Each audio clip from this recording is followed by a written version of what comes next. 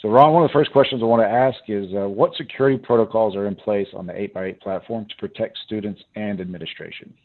Yeah, it's a great question and certainly timely. I would like to begin by saying security is kind of weaved throughout our entire platform and organization. From the highest level, our board members include folks who have served on presidential and NATO cyber advisors. But the technology itself is also pretty secure. We offer a couple of different things. I'll talk about them in terms of compliance. 8x8 is compliant where it's relevant to schools like HIPAA, PCI, FERPA. Those are all compliances we certainly adhere to. But from a high level umbrella, we are FISMA compliant. FISMA is the federal standard for cloud-based technologies, and we are FISMA compliant as well.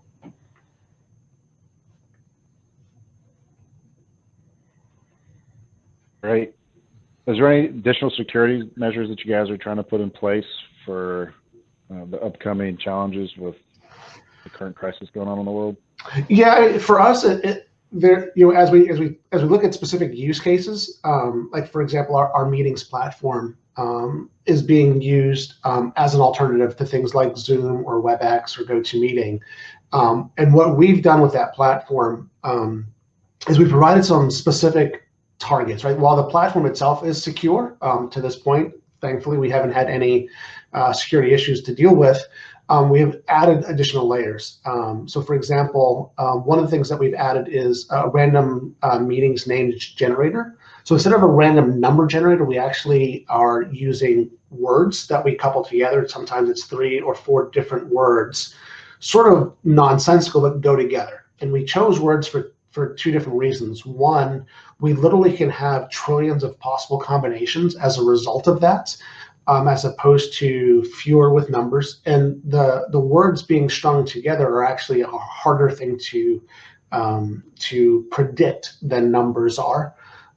We do the standard participant passcodes. We have anywhere from a 6 to an 8, digit passcode we can add on top of that.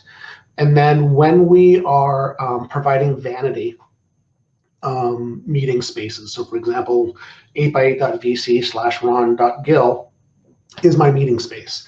What we're also doing is appending that with a random sequence, 6-3F, in order to make sure that that meeting is unique as well. So we are adding a number of different layers throughout, from the meeting names to meeting codes, as well as the naming convention.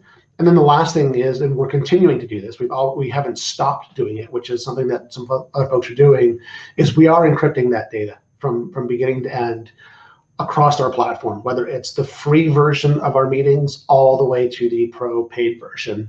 We're not differentiating. We think that security is necessary, particularly around encryption.